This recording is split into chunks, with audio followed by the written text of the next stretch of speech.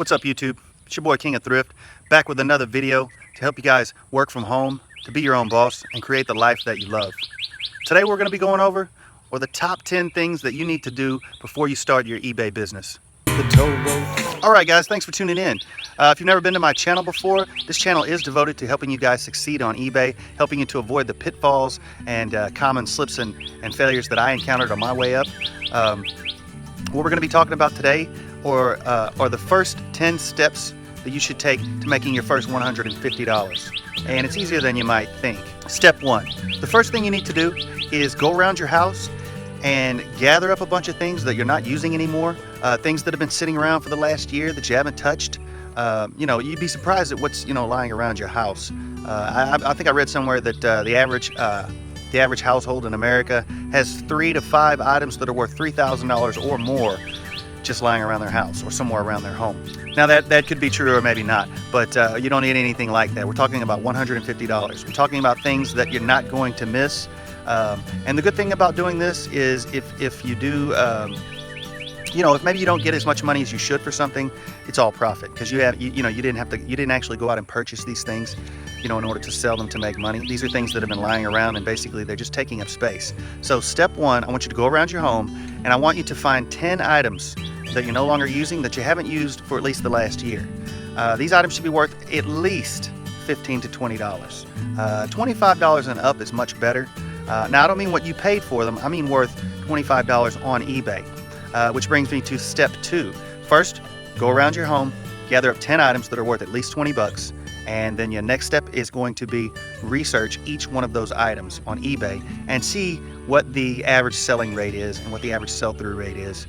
That way, you have a good indicator as to what you're going to, receive and how many items you're going to need to make $150. Now, if you can find, 2 items worth $75, that's fine. But I still recommend gathering at least 10 items. This is going to be a good learning experience for you.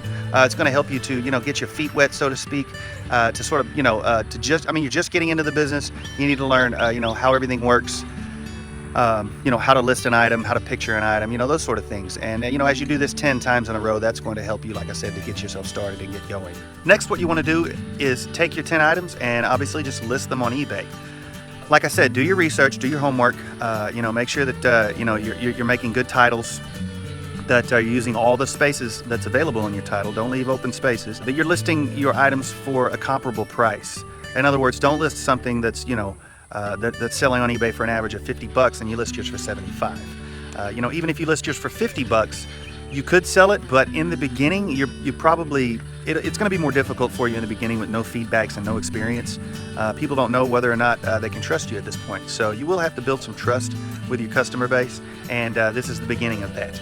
So, if you find something that's worth, if you have something you're listing and the average sale price, let's just say is $35. Well, if I were you, I would list mine for, 25 to maybe 29. That way, that's going to encourage buyers to shop with you versus another guy who has a better feedback rating. So, offer your items for a little bit less.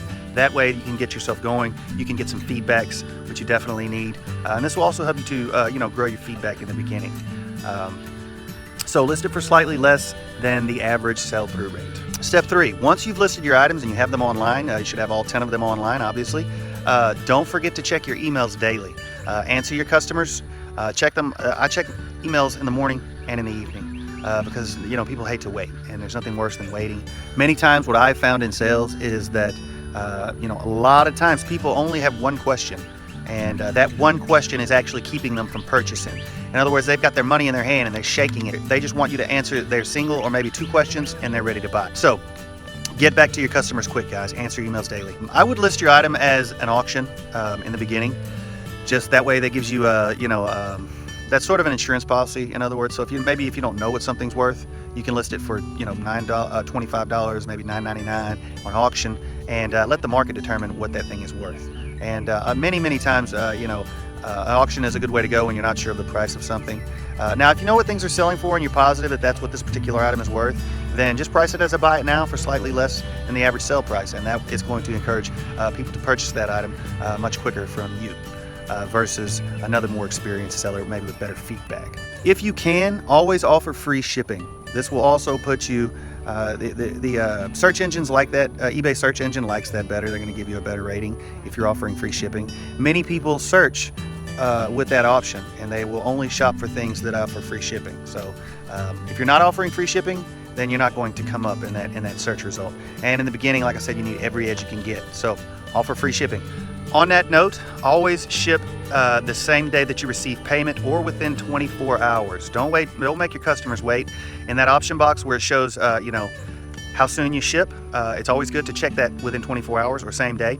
And that is also going to encourage people to shop with you, because they know that you are going to expedite their order quickly, as opposed to someone who may wait, maybe 2 or 3 days before they actually ship it out. So, ship the same day and offer free shipping if you can. Step 6, package your items well.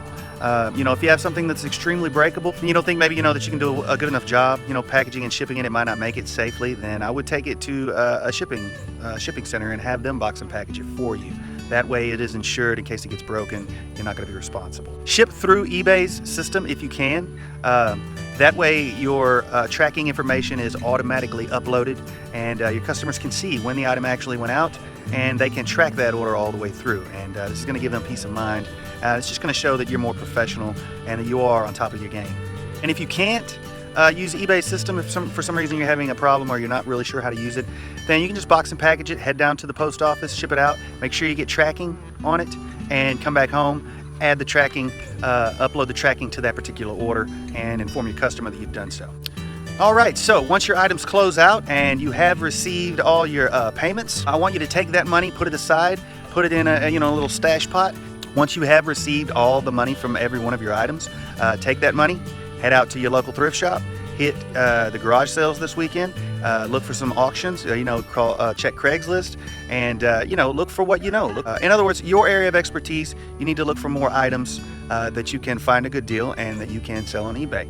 And you've got time. There's no rush. I mean, I'm sure you guys haven't quit your job at this point, so there is no rush. That is the point of this, is to build up slowly. Take your money, be it $150, $250, $350, however much it is, take every penny of it and go out and find some more items to sell, find more things to flip. Like I said, go out, look for what you know, and stick with that. You can't go wrong. So if you know fine china, shop in fine china. If you know stuffed animals, look for stuffed animals. If you're good at clothing, if you're some sort of fashionista, go with the clothing. It is a little more difficult to sell. It's more of a long tail item. Most clothing items are going to be long tail, meaning you're going to have to hold on to them for a month or 2 or 3 to get a decent price for them. But if you're looking for quick flips, I would stay away from clothing unless it's something like maybe Prada or Gucci, or something like that. Some really, really high-end brands. Those really high-end brands, sell really quickly. But if it's not, then I would focus on something else, maybe hard goods of some kind. Step 9. Now, once you have went out and you've spent all your money, all the money that you made from around your house, your 150 or your 350 or whatever it might be, bring the items home and start the process over. Wash, rinse, repeat. It's that simple, guy. List everything that you find, and the key to success here, to getting your business going, is to take everything that you make on that second flip and reinvest it also. So on your first flip, you should have made no less than $150. On your second flip, you're taking that $150. You should be able to at least double it. Now, in all honesty, if you're spending $150, you should make around $500. So, but if not, hey, it's not the end of the world. You are just starting out. It's acceptable to take 150 and turn it into, 350, or just to double your money. Like I said, in the beginning, you need the experience. You want to get your feet wet, and that is the purpose of this exercise. So that's it, guys. Hopefully this has helped you guys out, giving you a little bit of a clear picture as far as what to do when you first start out. If you like this video, hit the like button. And if you haven't already, make sure you subscribe to my channel if you want to learn how you too can work from home, be your own boss, and create the life that you love. This is Big King of Thrift. Peace out. Record shops for 20 years in the game, man.